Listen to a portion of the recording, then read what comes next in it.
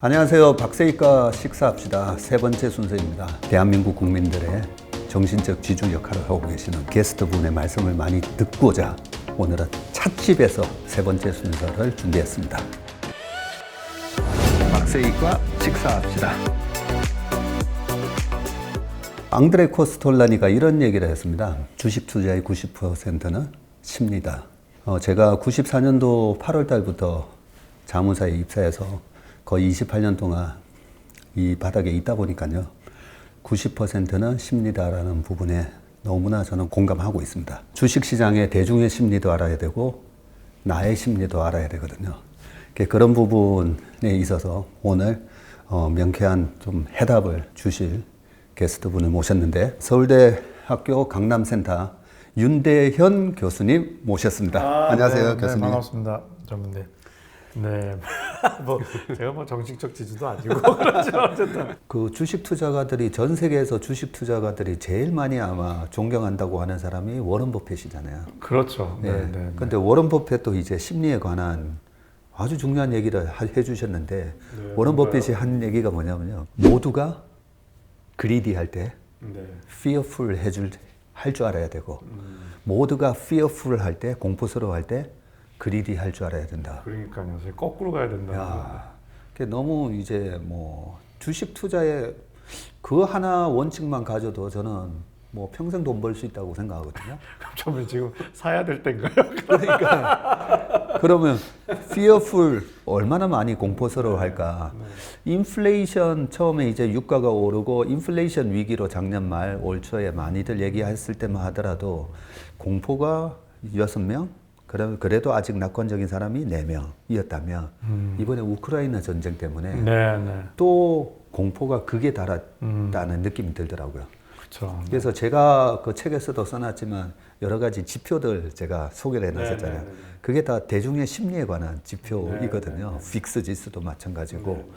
네, 그런 걸 봤더니 1월 말자로 또 소위 말하는 패닉 셀링이 나왔더라고요. 네, 네, 네. 과매도가 이미 이루어졌고 그 과매도 국면이라는 말은 한마디로 적정 주가 수준에 비해서 너무 많이 매도가 돼 있어서 디스카운트가 크다는 의미거든요. 디스카운트가 크면 너무 좋은 거 아닙니까? 아파트가 15억짜리 아파트가 9억에 나온 거거든요. 그렇죠. 투자 잘하시는 분들은 이게 웬 행운이냐. 네. 주어야 된다. 네. 그렇게 돼야 되는데 우리가 그 대중들의 느끼는 이 공포, 근데 그 공포가 원인이 없는 공포가 아니라 실제로 무섭잖아요. 유가가 급등을 하고 전쟁이 일어나고 사람이 죽는 모습을 보면서 그 공포감을 느끼면서 실제로는 주식시장에서 워런 버핏은 그럴 때 탐욕으로 바뀌어라. 그 공포에 맞서야 된다. 이런 얘기를 했음에도 불구하고 저는 100년, 200년이 지나도 이건 안 바뀔 것 같아요. 그게 사람의 마음속에 이성이 감성을 지배를 못하는 겁니까? 감성이 더 세죠. 네, 그런 거죠. 네, 훨씬 세죠. 훨씬. 네, 훨씬 세고 세다 말다를 떠나서 컨트롤이 잘 안 되죠. 예를 들어 위로라는 것만 생각해도 사람이 이기적이기는 쉬운데 나를 위로하긴 또 어려워요. 그 비슷한 것 같은데 되게 다르거든요. 그래서 타인을 위로한다는 거는 실체도 있고, 예를 들어서 뭐 행동을 안 해줄 수도 있고, 예. 그다음에 말로 뭐 힘들지 해줄 수 있는데요.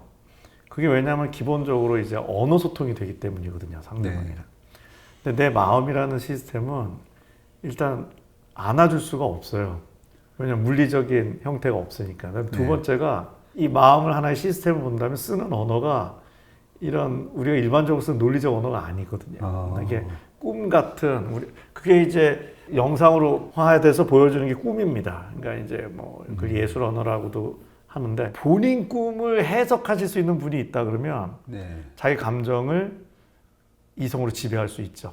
마치 우리가 왼손 올려 오른손 올려 하는 것처럼. 근데 이유는 모르겠는데 만약에 이제 조물주가 계시다면 그렇게 안 만들어 거죠. 근데 이제 그 뭐야 이거 불편하기만 하고 하지만은 이제 굉장히 장점들이 많죠. 악몽하면 나쁘다고만 생각하는데요.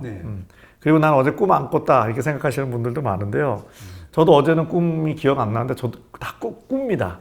기억이 거의 나느냐? 매일 꿈이에요? 다 꿉니다. 그냥 매일 꿉니다. 기억이 나느냐? 예. 안 나느냐?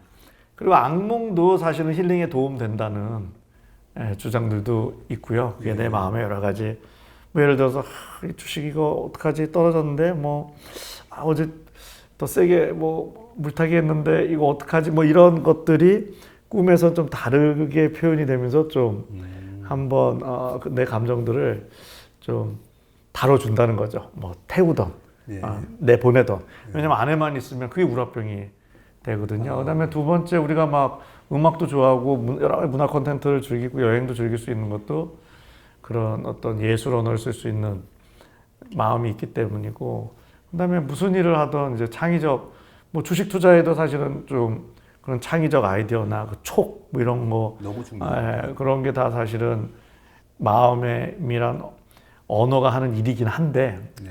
방금 전에 그 전무님이 말씀하신 거 이성이 이제 마음을 이길 수 있느냐 이제 이길 수 있냐는 건 이제 설득이 가능하냐인데 이게 잘 안 되는 거죠. 그거는 시스템적으로 좀 잘 안 되게 설계가 돼 있어서요. 네. 그게 잘 되면 맨 먼저 없어질 직업이 일단 저고요. 왜냐면 뭐 오늘은 좀 우울하지 말자. 아니 오늘은 약간 우울할까? 뭐 내일은 완전 텐션 업 시킬까? 이게 조정이 되면 좋은데. 예. 그래서 우리가 쓰는 말 중에 저도 많이 쓰지만 가볍게 쓰면 좋은데 정말 지친 사람한테 쓰면은 이상한 그 역작용이 일어나는 게 화이팅이에요. 끝나고 뭐 제가 전문의한테 네, 전문의 화이팅입니다. 그러면 서로 기분 좋을 수 있는데 정말 지친 사람한테 화이팅 그러면 다 반응이 화가 난다 그러거든요.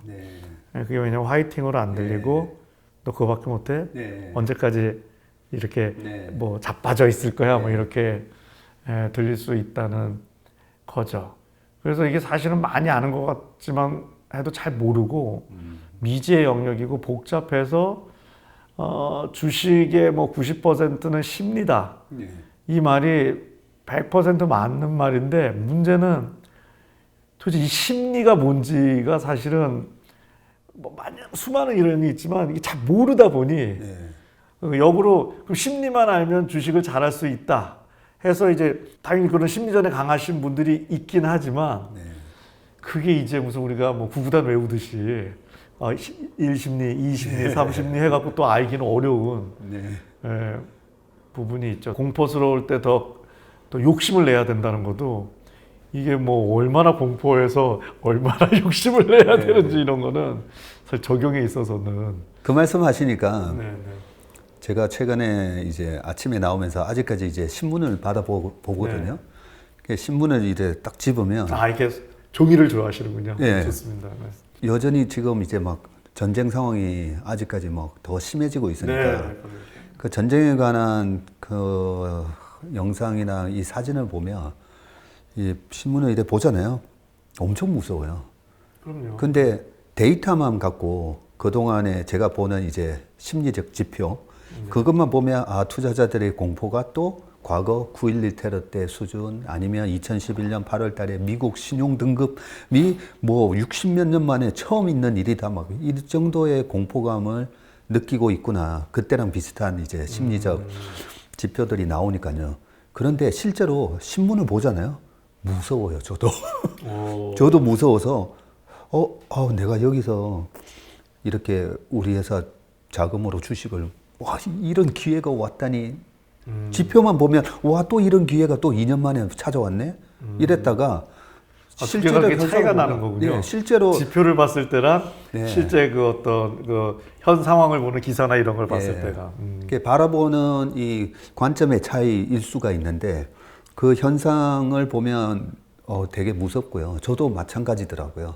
저도 마찬가지고 코로나 때도 똑같이 제가 뭐 이제 코로나 걱정하지 말고 주도주가 뭔지를 찾아야 된다라고 해놓고요. 실제로 이제 또 이래 신문을 펼쳐보잖아요. 되게 무서워요. 그게 이제 사실은 경험이죠, 경험. 경험. 그래서 우리 기상 예보 뭐를 잘하려면 슈퍼컴퓨터가 필요하다. 그리고 뭐 다들 고생하시는데 또 안 맞으면 또 슈퍼컴퓨터가 문제냐, 뭐 이렇게 블레임하지 않습니까? 근데 우리 뇌에도 이 프리딕션 엔진, 이제 예측 엔진이라는 게 있대요. 그래서 그와 관련돼서 이제 많이 얘기하는 게 이제 3월, 4월에 이제 신입생 블루라는 게 있거든요.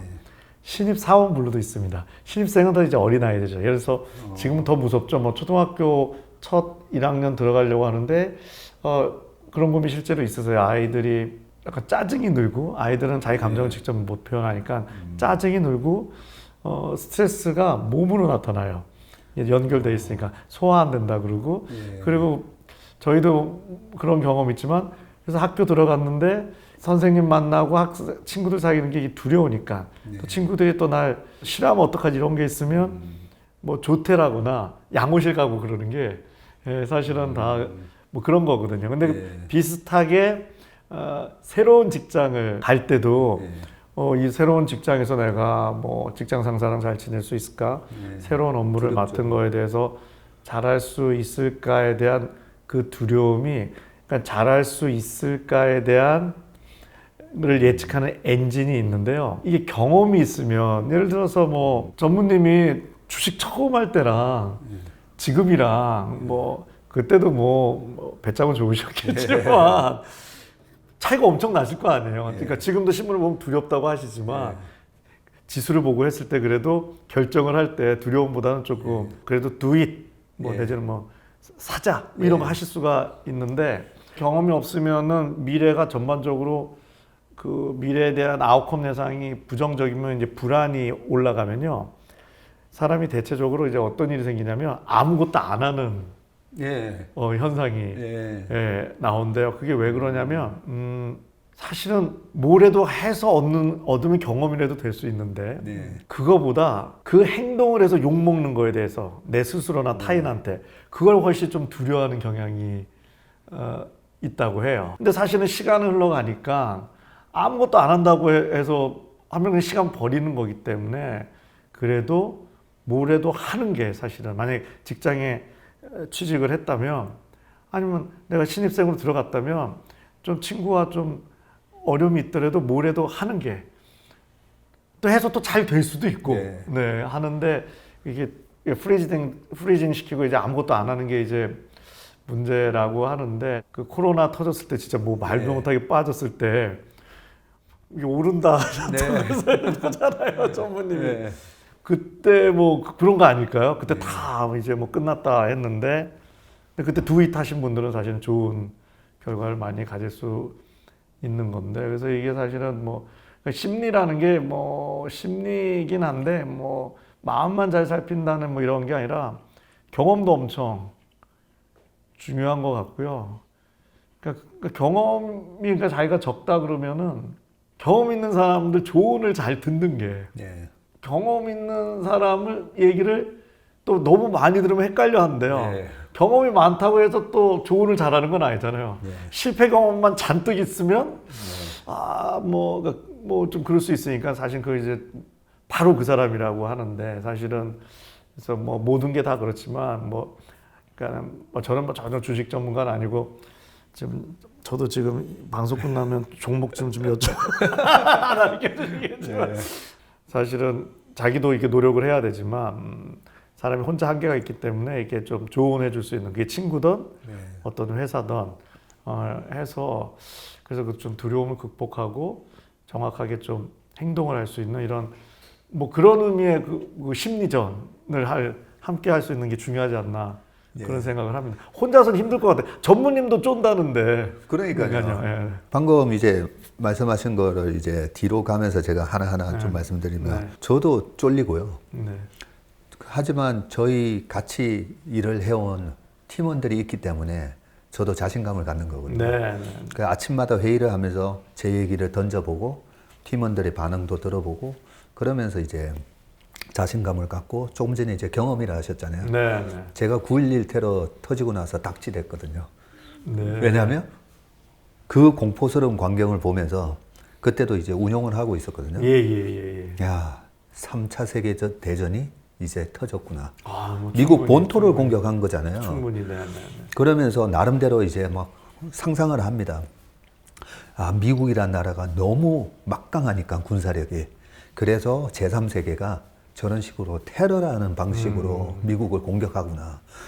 야, 그때 이제 뭐 여기저기 이제 월드 트레이드 센터부터 네, 펜타곤까지 야, 2차 테러는 어디가 될까? 그렇죠. 네, 그 공포감에 주가 지수가 우리나라 코스피가 한 550 하다가요. 한 460포인트까지 그냥 바로 급락을 하고 뭐 최근하고도 좀 비슷합니다. 미국 시장, 한국 시장 한 16%씩 이렇게 막 급락했었는데요. 그러고 나서 7개월 동안 조정다운 조정 없이 올라가는 거예요. 그럴 때마다 이제 저는 주장을 하죠. 2차 테러가 터지면 어떡할 건데. 그런데 460에서 940포인트까지. 그때는 왜 오른 거예요? 그러니까요. 그냥 뭐 경제가 좋아진 것도 아니에요.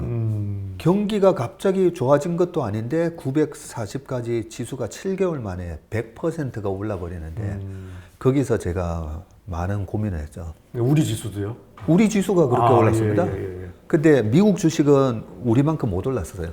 왜 못 올랐냐면 그때 주식 너무 어려워. 닷컴 버블에 거품이 너무 심해가지고. 그때 네. 이게 저는 주식 시장이 굉장히 그 제가 맨날 페어하다고 얘기하잖아요. 공정하다고 얘기하는 게 자기 가치보다 거품이 심하면 심할수록 떨어질 때도 보면요. 제 가치가 이제 10,000원인데 15,000원 같잖아요. 떨어질 때도 10,000원에서 멈추는 게 아니라 거의 5,000까지 내려가요. 네. 반대로 나의 가치는 10,000원인데 5,000까지 어떤 주변 상황 때문에 빠지잖아요. 그러면 올라갈 때도 10,000원에서 딱 멈추는 게 아니라 더 올라가더라고요. 그게 이제 저는 그렇게 표현하거든요. 물에 튜브 같은 거를 넣으면 공이 튀어오르는데 딱 그 수면에서 딱 멈추는 게 아니라 더 튀어오르잖아요. 네. 그런 작용 반작용이 일어나면서 그래서 제가 이제 우리나라 종합주가 지수의 코스피의 적정 주가 수준은 한 2,200인데 1,400까지 땡겨놨으니까 그러면 800포인트 정도가 디스카운트 돼서 이 패닉 셀링이 나왔잖아요. 그러면 2,200에서 800을 더해보면 3,000이 나오는 거예요. 네. 그래서 제가 그때 미친 사람처럼 3,000포인트 가니까 쫄지 마. 2020년에 네, 쫄지 마시고 그냥 예, 우리 그 외국인들이 저 던지는 주식을 그냥 가만히 쥐고 계세요. 네. 막 그런 얘기를 좀 했었는데 그런 것들이 과거에 저의 실패의 경험 때문에 알게 된 거였거든요. 실패를 반복하는 사람도 있는데 예, 전문님은 아니시네요. 그러니까 그게 제가 이제 좀 그게 중요한 것 같습니다. 그게 네. 승부욕이 강하다 보니까 한 번 실수는 있지만 두 번, 세 번 실수하면 프로답지 못하잖아요. 그러니까 실패가 트라우마로 안 남고 경험으로 나와서 성장으로 간 거죠. 그게 예. 저한테는 그때 사실은 엄청난 트라우마였던 게요. 네. 9.11 테러 때 기관 자금 100억이 9.11 테러 나면서 이틀 만에 36억을 까먹었어요. 그 당시에요. 예. 네. 왜냐하면 파생 상품을 하고 있었기 때문에 레버리지가 크다 보니까 이틀 만에 36억을 깨먹었으니까 그때 제가 이제 했던 얘기가 저희 어머니한테 택시기사 하시는 분이 더 부럽다는 거죠. 예, 그 택시기사분들은 손님 태워서 하루 일당이 딱딱딱 어느 정도 나오잖아요. 근데 내가 왜 이 펀드 매니저가 돼가지고. 근데 그때 당시에 저희 팀장님도 똑같은 얘기 하셨어요. 내가 전생에 무슨 죄를 지었길래 그러니까. 펀드 매니저가 됐을까. 그 정도로 그 엄청난 트라우마를 줬지만 뭐가 문제였지? 이렇게 하다 보니까 과거에 앙데르 코스톨라니가 또 그런 얘기도 했었거든요. 포성이 울리면 주식을 사고 화프가 울리면 주식을 팔라. 네. 그것도 어떻게 보면 다 심리에 관한 얘기잖아요. 그렇죠. 네. 가장 공포스러울 때가 포성이 딱 시작됐을 때잖아요. 근데 이번에도 우크라이나 전쟁도 거의 지금 똑같은 상황이거든요. 그런 부분에 이제 과거에 엄청난 트라우마가 될 수 있었지만 그걸 데이터로 분석을 해서 왜 그랬을까 분석을 해보고 여러 가지 좀 깨달은 게 있거든요. 수급이 깨끗해진다라는 얘기가 있습니다. 그건 뭔가요? 뭐냐면요. 결국은 삼성전자를 사든 하이닉스를 사든 마이크로소프트를 사든 애플을 사든 그 회사의 미래 성장 가치를 보고 사는 거잖아요. 그렇죠. 네. 근데 9.11 테러, 그 다음에 이번에 우크라이나 전쟁이 과연 삼성전자의 이익에 얼마나 영향을 미칠까? 앞으로 보통은 향후 10년의 이익을 디스카운트 캐시플로우라고 해가지고요. 10년의 현금 흐름을 현재 가격화해서 네. 할인해줘야 되니까 네, 네, 네. 이자율로. 그래서 10년의 이익이 현재 어느 정도의 가치가 될까라고 이제 주식을 판단하거든요. 근데 내년, 내후년, 3년, 4년, 5년 뒤에 코로나도 마찬가지죠. 이제 거의 이제 코로나도 이제 벗어나고 있잖아요. 아, 그렇죠. 네. 근데 코로나 공포감에 사람들은 이 코로나로 인해서 단기적인 손실은 났지만 이 손실이 3년, 5년, 10년 계속되는 건 아님에도 불구하고 당장 큰 피해를 보는 거에 대해서 공포감을 갖는 거거든요. 네. 그런 것 때문에 그 전쟁이 일어났을 때 왜 그렇게 폭락한 주식을 스마트마니들은 살까라고 생각을 해보면 합리적으로 계산해 보면 사실 이번 전쟁도 그냥 냉정하게 판단을 해보면 로키드 마틴이라는 미국의 군수물자를 네. 만드는 회사가 지금 신고가를 내고 있고 그런 걸 보면요. 아, 코로나로 미국의 헬스케어 산업들이 이번에 엄청난 돈이 몰리면서 좀 크게 한번 돈을 챙겼거든요. 그렇죠. 뭐 예, 백신 관련 회사, 백신 관련 회사들도 그렇고, 야 이번에는 미국의 그런 군수물자를 만드는 회사들이 또 돈이 몰리겠구나, 수익을 많이 내겠구나. 그 재고로 쌓여 있는 여러 가지 그런 무기들이 이번에 많이 소진될 거 아닙니까, 그죠? 그런 거를 생각을 해보면 사실 두려운 마음, 그리고 이제 우크라이나의 많은 뭐 다리들도 부서졌잖아요. 그 부서진 다리를 재건을 해야 하잖아요. 그렇죠. 그러면 우리는 이제 경제적 피해라고 해서 저 다리가 폭파됨으로 인해서 저 건물이 폭파됨으로 인해서 우리가 뭐 건물에 불이 나면 소방서 추산 뭐 2,500만 원의 손실이 났다 이러잖아요. 네. 근데 주식의 관점으로서는 이미 그 건물을 짓거나 그 안에 들어간 가구는 이미 발생한 비용이고요.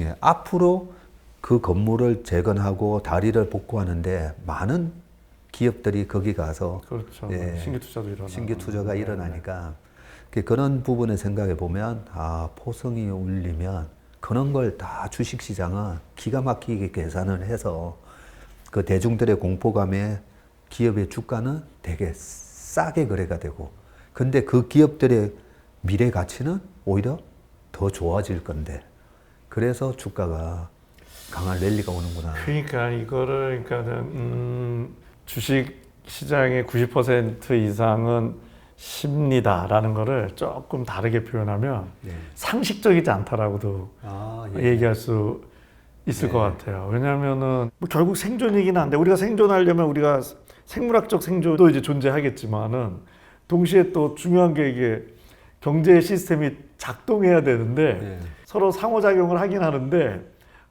그게 한쪽이 두려움을 느낄수록 이쪽은 오히려 좋아져야 사실은 네. 보완이 되기 때문에 네. 그럴지도 모르겠다. 그러니까 우리가 보통은 어떤 개인이나 어떤 우리 지구 전체의 어떤 인류의 생존이 어려우면 다 망해야 될 것 같은데 그 결국 생존하려면 경제 시스템 뭐 돈을 더 찍든 뭐라 해서 돌아가야지 이제 개인이든 이게 돌아가니까 그런 게 어떤 지구 전체라는 한 생물체로 보면 그런 게 구축되어 있어서 이렇게 비상식적이지만 지구 전체의 생존을 위한 일이 생기지 않나 이런 생각이 불쑥 들었는데요. 우크라이나 전쟁이 어떻게 될 것 같아라고 오늘 점심을 먹던 제 친구가 물어보더라고요. 네. 예, 교수님이 한 말씀 어떻게 될 것 같습니까? 그게 감사합니다. 심리적으로 와 이런 아마 저에게 이런 어려운 질문을 네. 저부터 먼저 말씀드릴까요? 네. 예, 교수님 생각할 시간 드리고 저는 왜냐하면 준비를 해왔거든요. 네. 친구가 물어봐서 저는 이렇게 대답했어요. 옛날에 원효 대사님이 그런 얘기를 했더라고요. 원효 대사님이 이제 당나라로 유학을 가려다가 그 무덤에서 이렇게 잠을 자다가 너무 갈증이 생겨가지고 물을 먹었더니 아침에 오니까 해골 바가지 네, 물이었다라고 있잖아요. 그걸 보고 아 이게 모든 게 마음에 달려 있구나. 그리고 부처님의 말씀이 마음을 얻으면 모든 걸 얻는다. 뭐 이런 식으로 말씀하셨다고 해요. 그래서 전쟁도 제가 제 친구 보고 그랬어요. 푸틴과 젤렌스키를 보면 젤렌스키는 전 세계 사람의 마음을 얻었고 그러니까요. 푸틴은 전 세계 사람들의 마음을 읽고 러시아 사람들의 마음까지 읽게 되는. 그래서 이미 그렇겠죠. 전쟁은 젤렌스키 승으로 나는 끝났다고 본다라고 얘기했는데요. 과거에 우리가 SNS가 없었으면 옛날에 2차 세계대전만 하더라도 서로 우리가 이기고 있다 막 그런 식으로 루머를 퍼뜨리잖아요. 왜냐하면 적들의 마음에 사기를 꺾으려고. 네. 근데 이번에 푸틴이 옛날 생각하고 야 조져. 그 3일이면 끝나. 왜냐하면 러시아 막강한 군대니까. 그러니까요. 그렇게 들어갔다가 그 SNS에서 젤렌스키 대통령이 나 도망 안 간다. 나에게 탄환을 달라. 내가 필요한 거는 대피처가 아니라 탄환을. 그 얘기 한마디로 우크라이나 사람들의 마음이 움직이고 뭐 13만 명이 지원했다 그러잖아요. 거기다가 스위스나 핀란드 같은 중립국들도 저런 나쁜 놈들, 우리도 도와주자. 그래서 저는 푸틴은 세계가 어떻게 변하고 SNS가 어떻게 사람의 마음을 지금 움직이는지를 전혀 모르고 무모한 공격을 했다라는 생각 때문에 저는 전쟁은 이미 승부가 났다. 그래서 주식을 사야 된다. 아, 그러시구나. 네네. 그 뭐 미국 같은데 거기 푸틴 대통령 거의 뭐 성격 분석 이런 것도 하니까 네. 좀 굉장히 불안정하고 좀 정상적이지 않다 뭐 이런 네. 평가도 나오고 네. 있지 않습니까? 그래서 저는 뭐 전혀 뭐 그런 쪽 전문가는 아니지만 일단 심리적으로 볼 때도 이게 뭐 도대체 마음을 얻어야 되는데 뭐 그 안에 뭐 어떤 나름의 뭐 프레임이나 논리는 있겠지만 뭐 어떤 뭐 애국이나 뭐 이렇게 뭐 논리는 있겠죠 그 안에. 근데 이거는 도대체 진짜 명분이 뭐 전혀 없는 거여서 지구 전체를 생각할 때 이거는 좀 결과는 뭐 전무님 하신 대로 그렇게 잘 빨리 그리고 잘 마무리돼야 되지 않을까 싶습니다 이게. 그래서 이번에 우크라이나 국민들이 뭐 3천 명이 또 희생당하고 그런 아픔은 있었지만 이 전 세계 평화에 굉장한 시그널을 줬다고 생각합니다, 저는. 아, 옛날 방식의 이런 전쟁이 이제는 안 통하구나. SNS를 통해서 많은 사람들이 이제 평화를 원하고 저런 식의 푸틴이 이제 뭐 핵 위협 이런 것도 하면서 공포감을 주려고 하는데 안 먹히잖아요. 그래서 저는 이번 일을 계기로 해서 오히려 전 세계가 서로 신뢰할 수 있는 국가들끼리 서로 신뢰를 하면서 그 아담 스미스의 국부론에 나왔던 서로 분업의 효과 있잖아요. 그 자본주의가 발전한 게 이 분업의 효과 때문에 발전한 거니까 더 많은 나라들이 저렇게 배신을 때린 러시아를 고립시키고 하면서 다른 나라들끼리 서로 뭉치고 거기서 나오는 여러 가지 혁신 기업들이 또 자본주의를 발전시키고 이런 그림으로 갈 거라서 이번에 우크라이나 국민의 희생은 있었지만 이게 길게 보면 이 자본주의 역사에 큰 이정표가 되는 큰 사건이다. 저는 그런 생각을 했습니다. 그 희생 없이 빨리 끝났으면 좋겠고요.